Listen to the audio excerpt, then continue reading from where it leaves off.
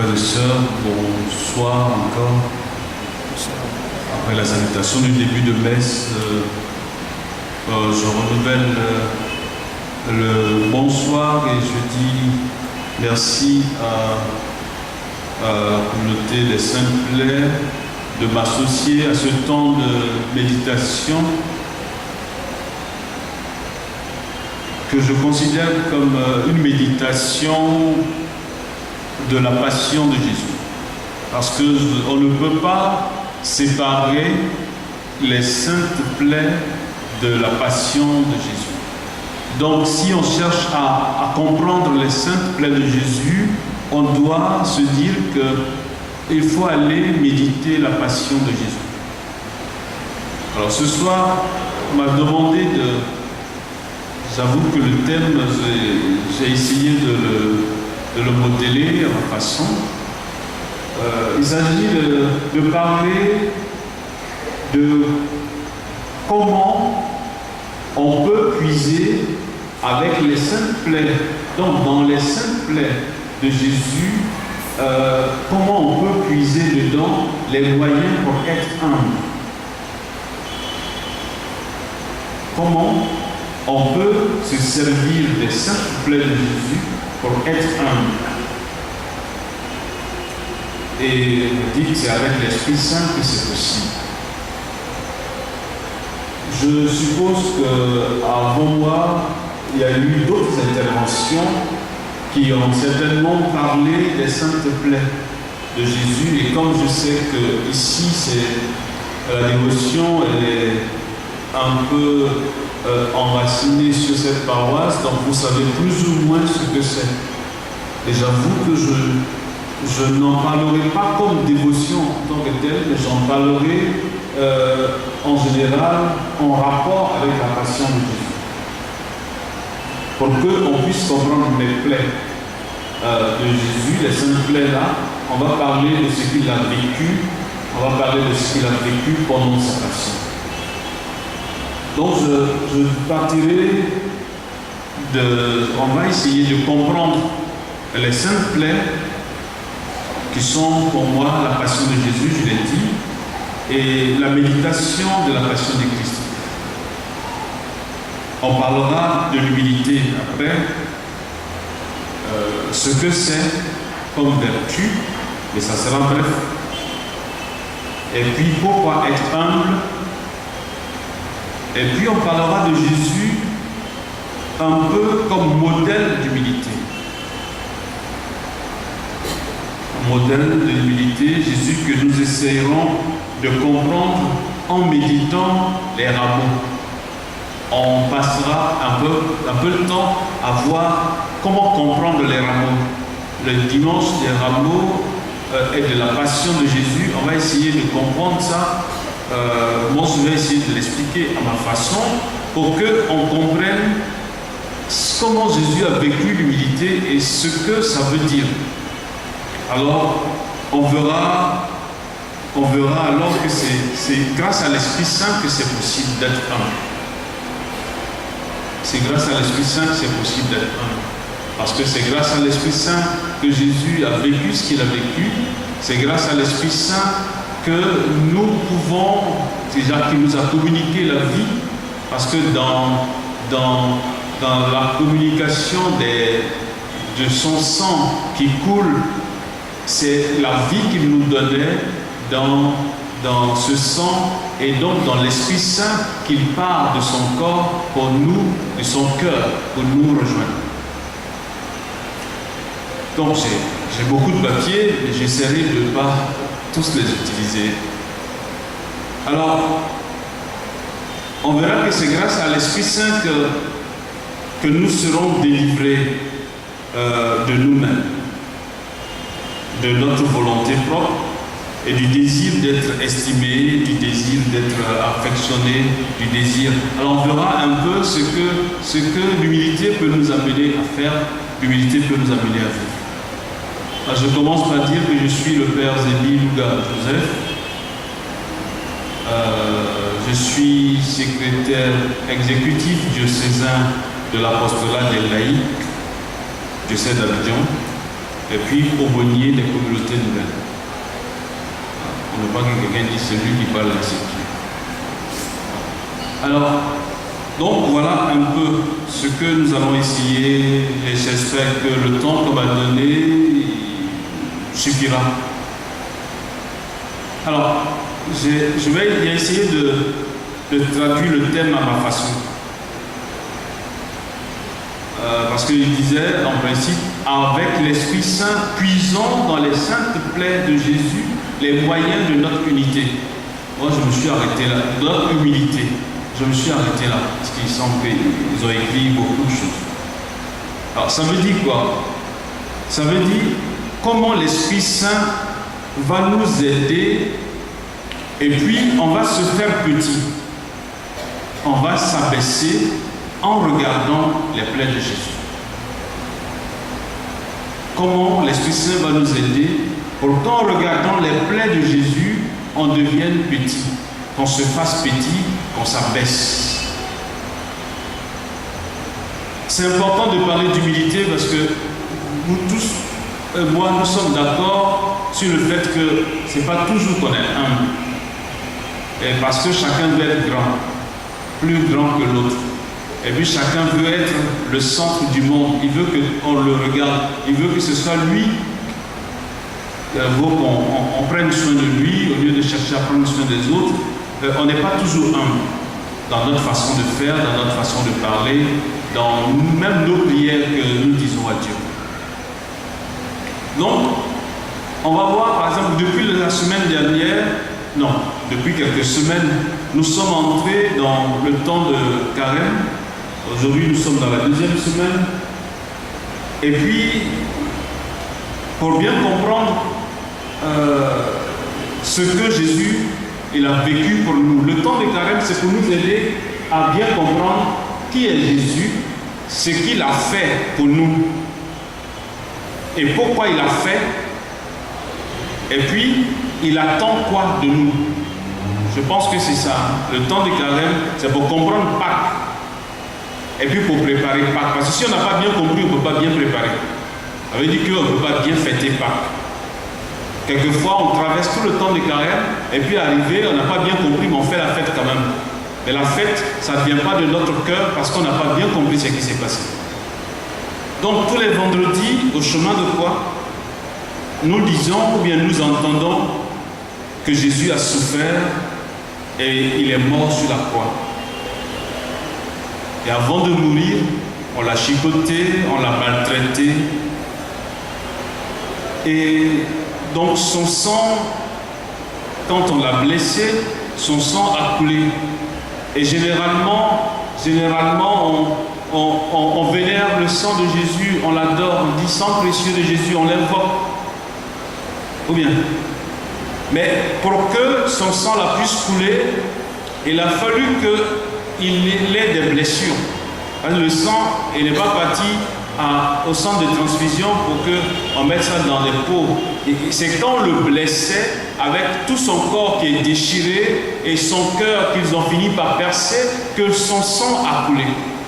Et ce sang-là, il a coulé depuis le jardin de Gethsémani, là où on l'a arrêté, jusqu'à Golgotha et toute la journée.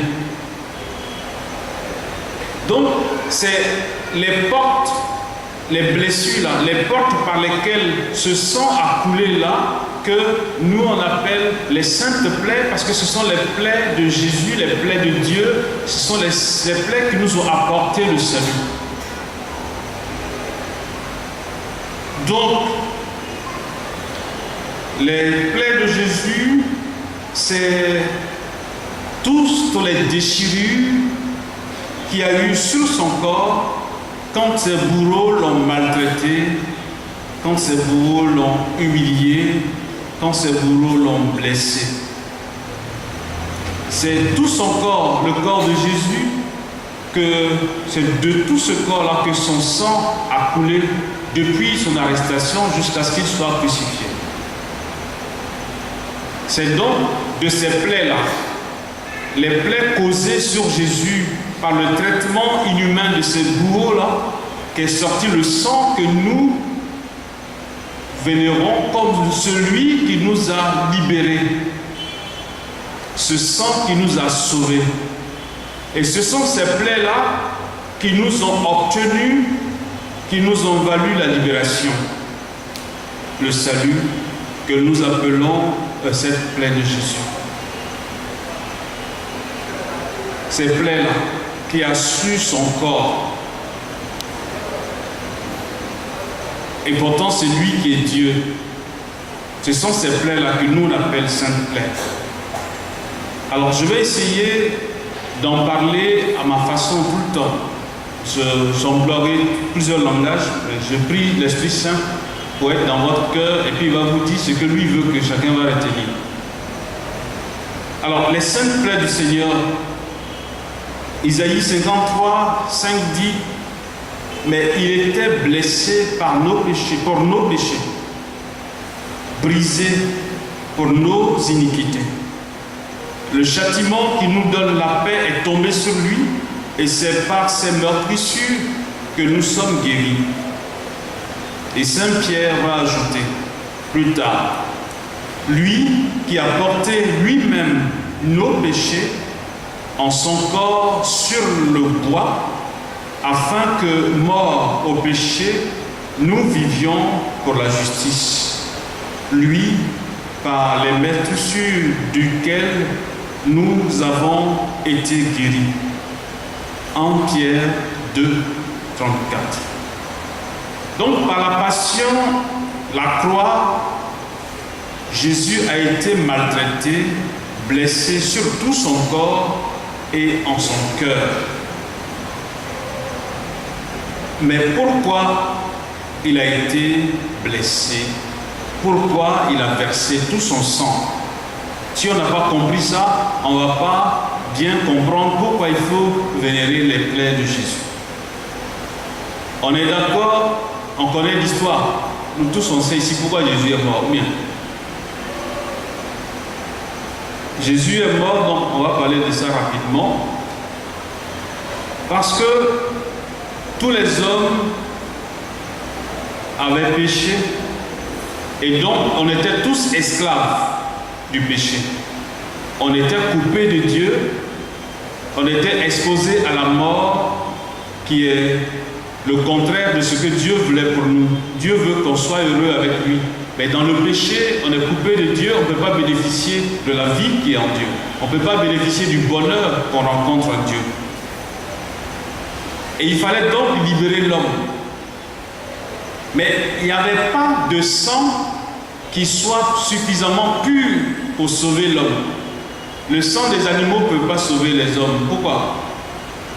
On ne peut pas prendre le sang d'un animal pour délivrer un homme. Parce que les animaux sont inférieurs à l'homme. Donc ceux qui s'en vont faire le sacrifice des animaux pour penser que ça va les délivrer, ils racontent des choses parce qu'au contraire, on va peut-être transformer l'animal, je ne sais pas, en quelqu'un d'autre. Donc le sang des animaux ne peut pas libérer l'homme. Le sang d'un homme ne pouvait pas non plus libérer l'homme parce que tous les hommes avaient péché. Donc le sang humain était infecté. Ce n'est pas possible qu'il puisse libérer son camarade. Donc qu'est-ce qu'il fallait? Il fallait le seul sang qui n'a pas été infecté par le péché pour réparer les conséquences du péché et libérer l'homme. Donc il fallait le sang de Jésus. Et pourquoi le sang de Jésus? Pourquoi le sang de Jésus? Qui peut me dire pourquoi le sang de Jésus? Et les leurs hommes aussi, non?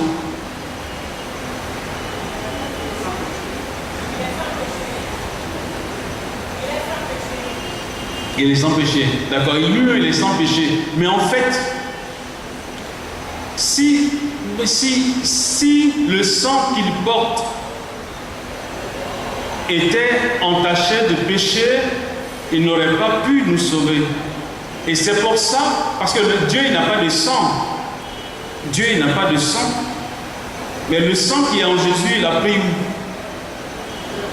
Dans le sein de sa mère, la Vierge, qui, elle, justement, à cause de ce que plus tard on allait utiliser ce sang-là pour nous délivrer, elle a été préservée du péché. Donc on comprend maintenant pourquoi il a fallu qu'elle soit immaculée. Donc, ce sang de Jésus, c'est le seul qui peut nous libérer parce qu'il n'a pas été touché par le péché, parce que c'est un sang qui a été puisé dans le sein de la Vierge qui a été préservé du péché. Donc, c'est ce sang-là qui pouvait nous libérer. Et donc, contre la malédiction, parce qu'on se rappelle que tout était maudit, la terre, le sol était maudit, tout. Depuis le jardin d'Éden, quand l'homme a péché, tout était devenu compliqué. Donc, contre la malédiction, il fallait un sang libre de tout péché. Il fallait donc, à l'esclavage du péché, opposer le sang d'un esclave. Et Jésus est l'esclave de quoi? Il s'est fait esclave d'amour. Un esclave d'amour. L'esclave de l'amour. Au sol qui était infecté, il fallait un remède. Le sang du Christ qui est sans péché. C'est le sang du Christ qui devait donc redonner à l'homme, à la création tout entière, un nouveau visage, un nouveau soleil. Et c'est ce Jésus-là qui va descendre après avoir arrosé de son sang tout le parcours du jardin jusqu'à Golgotha, tout le parcours, arroser le sol pour purifier toute la terre et toute la création. C'est ce sang-là, Jésus, il va descendre après la mort, dans la mort de la malédiction, et pour rendre à la terre, rendre la terre plus féconde, la rendre féconde et puis capable de résurrection. Quand Jésus accepte librement que son sang verse donc du jardin jusqu'à Golgotha, il veut bénir la terre et faire entrer sa lumière dans la terre. Donc on comprend petit à petit pourquoi ce sang-là, il est vraiment précieux. Parce que c'est lui qui nous libère vraiment. Et c'est lui qui est notre bénédiction. Et quand Jésus ressuscite, c'est pour dire quoi? C'est pour dire qu'il n'est pas fait, lui Jésus, pour rester esclave, emprisonné par la terre. Et que ceux qui marchent avec lui, tous ceux qui marchent avec lui, pourront traverser la mort pour vivre éternellement. Donc avec Jésus, la mort ne fait plus peur. Le Christ l'a traversé et les hommes ont la possibilité de suivre Jésus pour aller au-delà de la mort. Et quand on parle des saintes plaies, on pense au salut que Jésus nous a obtenu par sa passion, sa mort et sa résurrection. Les plaies de Jésus, c'est son cœur déchiré, son corps déchiré, pour laisser couler le sang qui nous a libérés des liens du péché et de la mort. C'est la marque, ce sont les marques de son amour pour nous, son amour qui sauve, et ce sont les signes de son abaissement, parce que Jésus, il est Dieu, et il est quitté là-bas où il vivait pour descendre jusqu'à nous, pour devenir un homme. Il faut être humble pour accepter de quitter là où on est pour venir chez les gens qui sont petits. Ou bien. Donc, il est humble, il exprime son humilité en quittant sa gloire pour descendre jusqu'à nous. Mais en plus de ce qu'il vient jusqu'à notre niveau, mais il s'abaisse encore jusqu'à, et puis il s'en va dans la mort. Et il accepte qu'on le tue comme un bandit. Là où c'est nous qui devions mourir parce que c'est nous qui avons péché.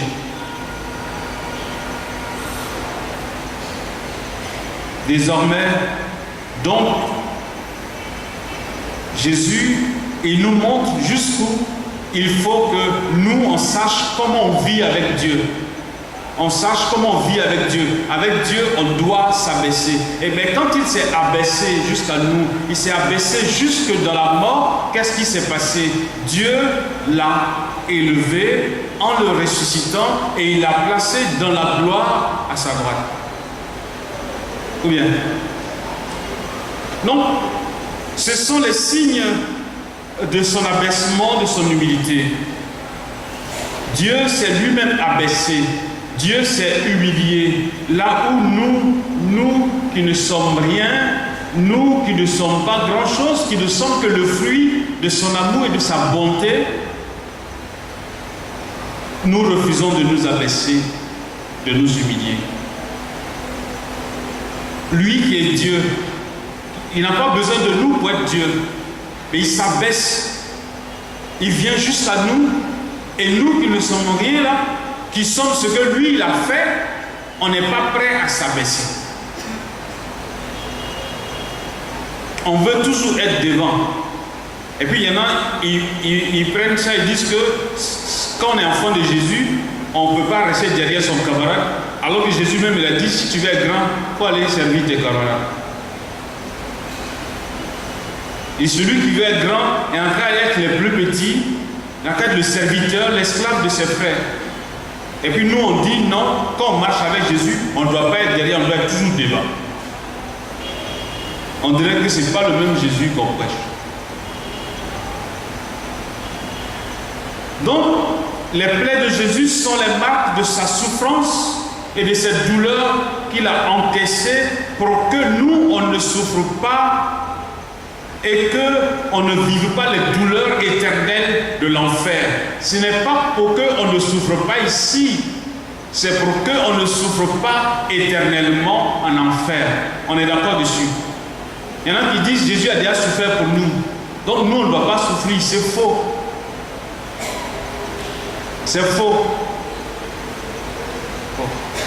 Mais si vous voulez, un jour aussi on va parler de ça. On a tellement peur de souffrir qu'on s'en va se faire esclave de n'importe qui, de n'importe quoi. La peur de souffrir, on a peur de souffrir, on a peur de manquer de quelque chose. Ça fait qu'on a même des problèmes pour partager parce qu'on dit, moi, il me comment demain? Si je lui donne ça, je ne sais plus comment je vais faire demain parce qu'on n'a pas confiance en Dieu. Jésus s'abaisse parce qu'il a confiance en Dieu. Et il va jusqu'à la mort parce qu'il est sûr qu'il le ressuscitera. On a tellement peur qu'on passe de prédicateur en prédicateur, d'évangélisation en évangélisation, à la recherche de l'évangile du bien, où on nous dit tout ce qu'on a envie d'entendre. Ah ouais, tu veux des bébés? Tu en auras. Tu veux du travail? Tu en auras. Tu veux... ouais, tu en auras. Tu veux de l'argent? Tu en auras. Pourvu que tu suives Jésus. Alors que vous tous, vous et moi, on sait que ceux qui ne suivent pas Jésus là, ils ont plus d'argent, ils ont plus de bébés, ils ont plus de femmes, ils ont plus de tout ce que vous voulez, ils voyagent plus que tout le monde, alors qu'eux ils ne sont pas derrière Jésus. Donc c'est quel mensonge on va dire aux gens pour dire, si tu suis Jésus, tu vas avoir tout. Bon, ça c'était juste une parenthèse. Donc nous avons peur de manque. Et puis, donc, on se jette dans la recherche des biens de ce monde que le diable utilise comme piège pour nous attraper. Donc les plaies de Jésus sont toutes ces ouvertures sur son corps causées par la méchanceté des hommes. Là où nous refusons de déchirer nos cœurs. On dit déchirer vos cœurs et non vos vêtements, c'est pas ça. Nous on refuse de déchirer notre cœur pour qu'ils sortent de ces cœurs pourris là tous les désirs mauvais et les sentiments qui nous étouffent et qui nous tuent. Si on suit Jésus pour accepter que nos cœurs soient percés comme celui de Jésus, que nos cœurs soient déchirés comme celui de Jésus, on va libérer nos cœurs, l'Esprit Saint viendra dedans et il nous fera vivre. Les plaies du Christ, ce sont les portes par lesquelles le sang précieux continue de nous apporter la vie qui nous a été définitivement donnée dans le sacrifice de la croix. Jésus, qui est Dieu, notre Seigneur, le Tout-Puissant Créateur des cieux et de la terre, s'est abaissé jusqu'à devenir un homme et plus a accepté de s'abaisser jusque dans la mort. En réfléchissant bien sur ça, à cela, à ce que Dieu a fait pour nous, le sentiment qui devrait nous animer, qui devait grandir en nous, c'est un sentiment d'humilité. Quand on regarde tout ça, et puis on se regarde, normalement on devait être humble. On doit se dire, avec tout ce que Jésus a fait, normalement je dois être petit. Donc la méditation des saintes plaies de Jésus, tous les jours, quand on vient au chemin de croix, puis il y en a un qui ne manque pas envie de se mettre à genoux, ils mettent coussin pour poser les genoux dessus, pour ne pas que leur joli pantalon soit sale.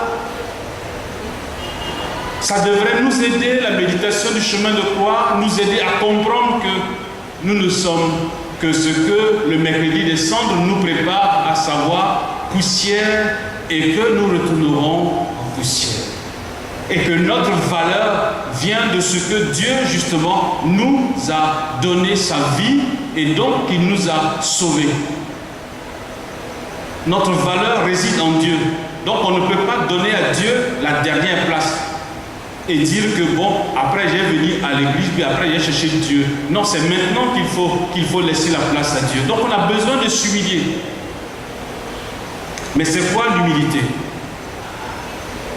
C'est le fait de s'abaisser, de se faire volontairement petit. C'est une attitude, une façon d'être et de faire qui, comme la foi, nous s'ouvre et puis nous soumet à Dieu dans la confiance et la grâce, et puis on se soumet aussi à la parole de Dieu. Donc c'est une grâce. C'est une grâce. Ça veut dire que ce n'est pas quelque chose qu'on peut payer. Ça ne veut pas dire que ce n'est pas quelque chose qu'on peut. C'est Dieu qui donne ça. Mais c'est en Dieu qu'on peut trouver ça aussi. C'est une grâce qui, du plus profond de nous-mêmes, nous pousse à reconnaître que nous ne sommes rien, que nous sommes petits et que nous ne sommes que des pécheurs. Et que tout ce que nous sommes, tout ce que nous avons, c'est Dieu qui nous l'a donné. Qui ici, là, peut acheter sa vie avec l'argent? Qui ici peut, on dit, à force de vous faire des soucis, qui va prolonger sa vie? Personne ne peut prolonger sa vie de lui-même. Donc c'est quoi on a, et puis c'est pas quelqu'un qui nous a donné, c'est quoi on est, et puis c'est pas quelqu'un qui nous a donné. Et puis on se prend tellement au sérieux qu'on croit que c'est nous, on est Dieu. L'humilité est une grâce. Nous devons tout à la bonté de Dieu. C'est Dieu qui nous a donné tout ça. Et que par nous-mêmes, nous ne pouvons rien. L'Épître aux Galates le dit, chapitre 6, 3. L'humilité nous pousse à ouvrir nos vies à la grâce de Dieu. Quand tu reconnais que tu es petit, tu n'es rien, tu laisses Dieu venir en toi, et comme ça tu vas parler comme Saint Paul, ce n'est plus moi, mais c'est Dieu qui vit en moi. Mais pour que Dieu vive en toi, il faut que tu acceptes d'être petit.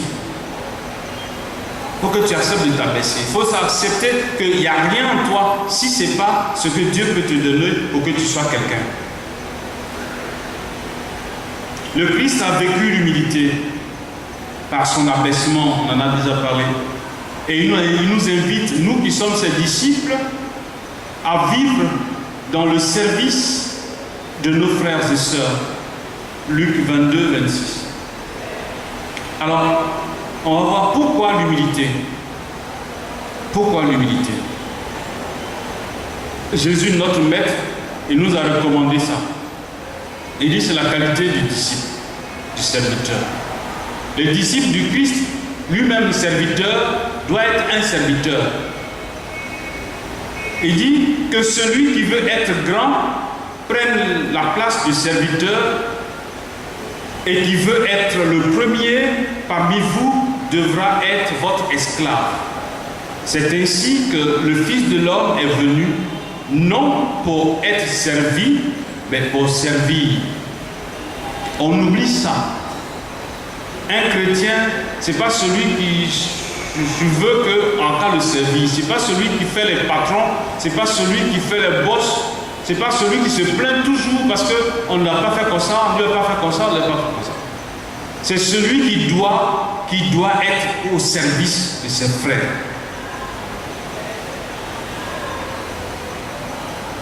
Matthieu 20, 26, 27. Et puis Luc 9, 48. Il y a beaucoup de références, si on veut, dans la Bible qui montrent que l'humilité est le chemin et la voie pour être avec Dieu. Celui qui s'humilie pour participer aux abaissements du Christ. Donc quand tu t'humilies pour être comme Jésus qui s'est abaissé, pour participer à ces abaissements, pour accepter d'être dans la poussière avec ceux qui sont dans la poussière, pour accepter d'être pauvre avec ceux qui sont pauvres, pour accepter, parce que généralement, nous-mêmes quand on veut partager avec quelqu'un, normalement quand la personne est à terre, tu fais comment? Si tu veux aider quelqu'un qui est à terre, tu fais comment? Tu dois t'abaisser, non? Mais comme nous, on a tellement peur de s'abaisser, salir, qu'on ne veut pas s'abaisser, donc comment on fait? On jette pour humilier l'autre. C'est une image pour dire notre façon de faire avec les autres. Donc on est tous invités à regarder Jésus et à faire comme lui. Parce que plus on sera abaissé et plus on sera grand. On dit celui qui s'abaisse avec le Christ pour prendre part à son abaissement sera exalté et il partagera la gloire de Dieu. Matthieu 23, 12, Romains 8, 17, Philippiens 2, 9, 1, Pierre 5, 6 à 10. Avec tous les hommes, il chantera éternellement la sainteté et l'amour de Dieu qui a fait dans le cœur des humbles de grandes choses comme la Vierge Marie. La Vierge Marie, elle cherchait quoi? Elle cherchait juste à être humble servante. Elle dit, je suis humble servante. Et donc, elle s'abaissait. Et puis, qu'est-ce qui s'est passé? Qu'est-ce qui s'est passé? Dieu l'a grandi en faisant quoi? En faisant d'elle la maman du Sauveur. Elle n'a pas cherché. Elle n'a pas cherché. Elle dit, moi je ne suis que l'humble servante de Dieu. Et Dieu allait la chercher dans son humilité pour la grandir. L'humilité est la condition du service. Elle rend libre de tout attachement vis-à-vis du monde. Elle libère de la peur qui nous rend prisonniers et nous paradise. Notre orgueil est en train de tuer ça. Laissons tomber nos raisonnements humains là, afin que le raisonnement de Dieu puisse prospérer en nous. C'est une invitation à aimer jusqu'à mourir, à devenir esprit. Que nous, on disparaisse de nous-mêmes pour que Dieu puisse apparaître. Pour que Dieu puisse grandir en nous et que quand nous on passe, on voit Dieu, les gens voient Dieu. Dans notre façon de parler, dans notre façon d'être avec les gens, qu'ils voient Dieu. Parce qu'il faut que par notre façon de vivre, les gens voient que Dieu les aime et qu'il y a un Dieu quelque part. La passion du Christ nous invite à laisser l'Esprit Saint se servir de notre esprit pour nous rendre plus attentifs à la volonté de Dieu, à la présence de Dieu. Quelquefois, Dieu, on est nombreux, on dit, moi je n'ai jamais entendu Dieu, je ne sais pas si Dieu il est là, on vient toujours à l'église quand même, on est la même chose, mais parce qu'on ne se tait pas, on n'abaisse pas notre volonté, on ne laisse même pas la possibilité à Dieu de parler aussi. Ils sont pas tout le temps. Surtout quand on est en train de faire la prière. On demande. À quel moment il va te répondre maintenant? Et même si tu as répondu, comment tu vas savoir qui t'a répondu? Tu continues de parler seulement, tu parles.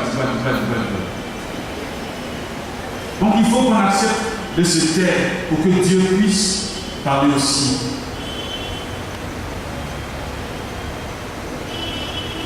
Dieu veut agir dans la simplicité, qui va jusqu'à l'amour. Il veut qu'on soit simple. Et la simplicité qu'il met en nous, ça va jusqu'à l'amour, à l'amour de l'ennemi.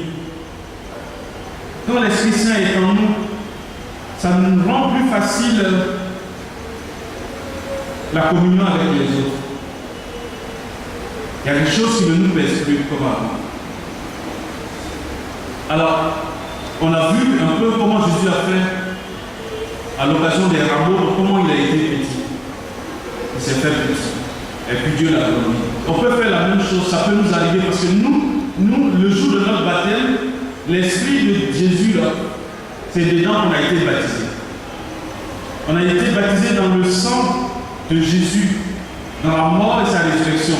Donc, ce sang-là, c'est l'Esprit Saint, la vie de Dieu là, qui est rentrée en nous. Cet esprit, il faut le laisser, il va grandir. Il grandit par la prière, et quand on l'invoque tout le temps, et puis on cherche à faire.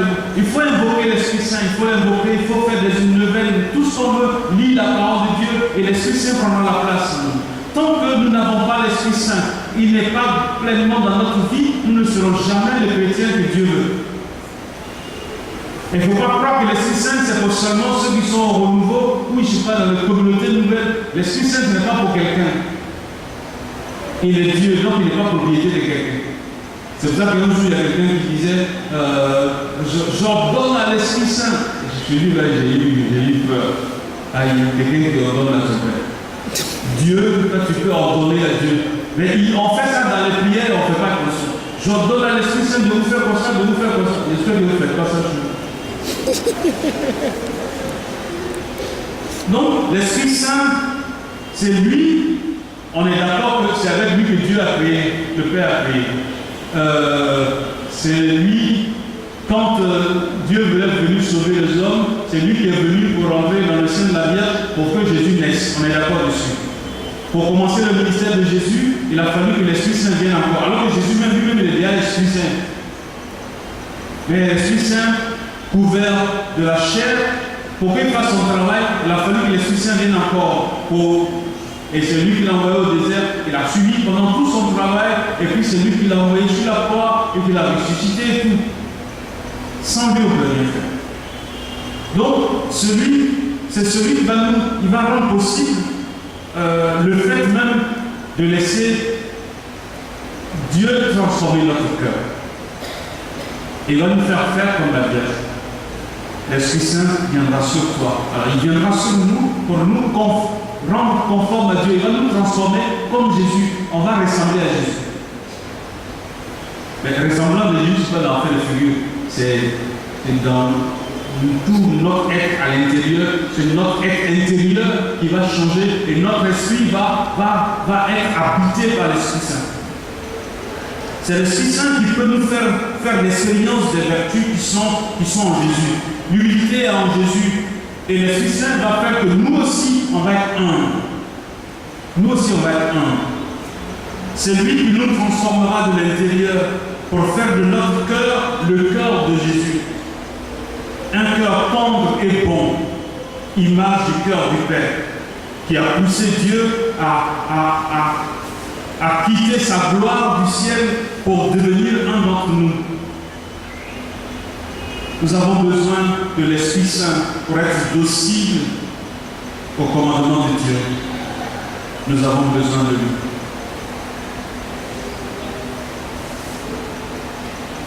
Nos cœurs sont emprisonnés par les vilains sentiments. Nous avons besoin de l'Esprit Saint pour avoir la force de déchirer ce cœur. Il faut qu'on apprenne à s'humilier. De toute façon, on ne verra jamais la grandeur, la gloire de Dieu dans l'orgueil. C'est pas possible. Et je crois qu'en regardant Jésus crucifié, parce que la vénération des saintes plaies, c'est le chemin de croix. C'est regarder, méditer Jésus-Christ en train de mourir. C'est voir pourquoi Jésus est mort et de savoir que c'est à cause de moi. À cause de moi. Donc normalement, quand tu vois qu'il y a quelqu'un qui a souffert ça là pour toi, normalement, ça doit t'amener à être petit. Je ne sais pas si vous me suivez. Donc, c'est pour ça que la méditation des saintes plaies de Jésus peut être pour nous une source de transformation pour devenir humble. Quand tu vois ce que Jésus a souffert pour toi, si ça ne t'émeut pas, si ça ne te dit rien, si ça t'empêche, ça ne t'amène pas à être petit, pour dire que vraiment, tout ce que je suis là, je ne suis rien. Et quand je vois Dieu souffrir comme ça, ça veut dire que moi-même, je ne suis même pas encore arrivé quelque part. Ça veut dire que je n'ai même pas encore fait même un peu de tout ce que je devais faire. Donc il faut que je l'arrête de me prendre un peu trop au sérieux. C'est vrai qu'il faut se prendre au sérieux. Parce que c'est vrai que quelquefois, on ne se prend pas tellement au sérieux qu'on s'en va, on prend Jésus qui est en nous là, et puis on s'en va se promener avec lui partout. Donc on doit se prendre au sérieux, mais on doit se prendre au sérieux en se disant Dieu d'abord. Dieu d'abord. Voilà, je ne sais pas combien de temps.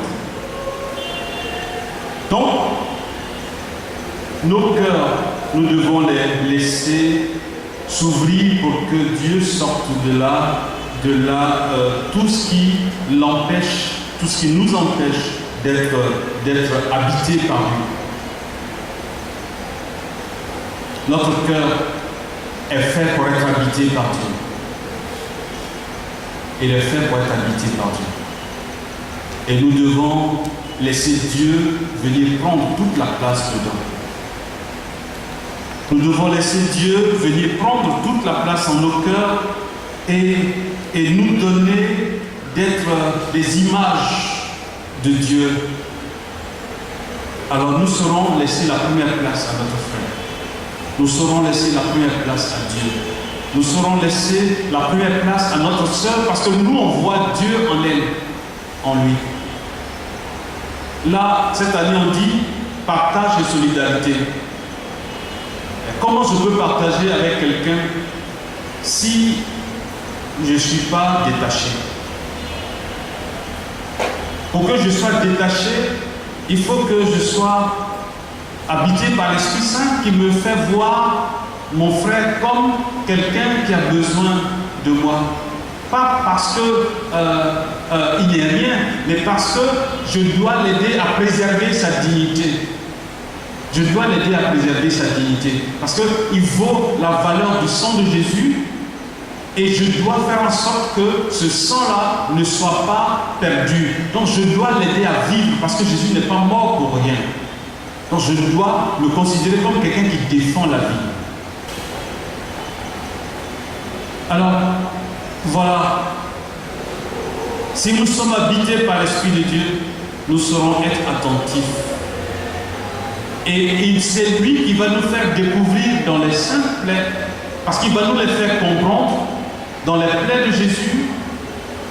Il va nous faire comprendre jusqu'où Dieu nous invite à méditer les rameaux là, pour dire voilà comment nous devons être abaissés pour que Dieu puisse grandir.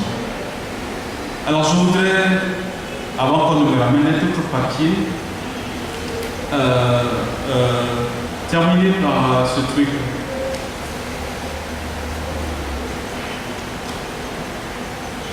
Ça peut nous aider.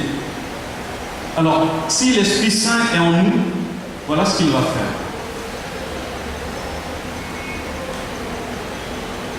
Il va faire en sorte que je sois délivré de ma volonté propre. C'est-à-dire ce que moi je veux. Il va m'enlever ça. C'est-à-dire une chose que je tiens tellement à ma volonté, je fais pas là pour rien. Du désir d'être estimé, il va me délivrer. Du désir d'être affectionné, il va me délivrer. Du désir d'être recherché, il va me délivrer. Du désir d'être loué, honoré, il va me délivrer. Du désir d'être préféré, il va me délivrer. Du désir d'être consulté, il va me délivrer. du désir d'être approuvé. Parce qu'il y a des gens, ils cherchent qu'on les approuve. Ah oui, oui, c'est vrai, tu as raison, oui, c'est toi, c'est toujours. Et il va me délivrer. Du désir d'être compris. Parce que quelquefois, on veut qu'on arrive à comprendre toujours et qu'on est malheureux parce qu'on est incompris. Donc on doit être délivré de ça. Du désir d'être visité. C'est moi, on va voir toujours, on va venir me rendre visite, toujours, mais moi, il ne veut pas rendre visite aujourd'hui. Du désir, de la crainte d'être humilié. De la crainte d'être humilié, on sera délivré. De la crainte d'être méprisé, on sera délivré. Il y a des gens qui sont blessés parce qu'on les a méprisés, parce qu'on ne les a pas considérés. De la crainte d'être rebuté, de la crainte d'être calomnié, oh ça là c'est tous les jours. De la crainte d'être oublié, il va nous délivrer. De la crainte d'être raillé, il va nous délivrer. De la crainte d'être soupçonné, parce que Jésus même a été accusé, il va nous délivrer. De la crainte d'être injurié, il va nous délivrer. Et de la crainte d'être abandonné, il va nous délivrer. Et de la crainte d'être refusé, il va nous délivrer. Mais qu'est-ce qu'il va faire? Il va nous accorder de désirer que d'autres soient plus aimés que nous. Que d'autres soient plus estimés que nous. Que d'autres grandissent dans l'opinion et que nous on baisse. C'est pas grave. Il va nous accorder d'accepter que d'autres soient loués et que nous on soit oubliés. Il va nous accorder que d'autres soient employés, que nous on ne soit mis de côté. Il va nous accorder que d'autres soient préférés à nous. Que d'autres soient plus saints que nous. Mais pourvu que nous aussi on soit saints comme on peut l'être. Parce que dans ça, on ne peut pas dire qu'il ne faut pas on va être saints. Eux ils n'ont qu'à être plus saints que nous, mais nous on doit être saints aussi quand même. Parce que si on n'est pas saint, on ne peut pas avoir Dieu. On est tous appelés à la sainteté. Voilà. Donc voilà ce que moi aussi je vous souhaite. Et que je vous souhaite de demander à Dieu pour moi que nous soyons tous humbles en regardant Jésus-Christ souffrir, en ayant devant les yeux Jésus-Christ qui a souffert pour que nous on soit sauvés, que nous devenions chaque jour un peu plus humbles et que Dieu grandisse, qu'il soit glorifié et que par notre vie, nos frères et sœurs le rencontrent et puissent être eux aussi sauvés pour la gloire de Dieu et pour notre salut. Amen. Amen.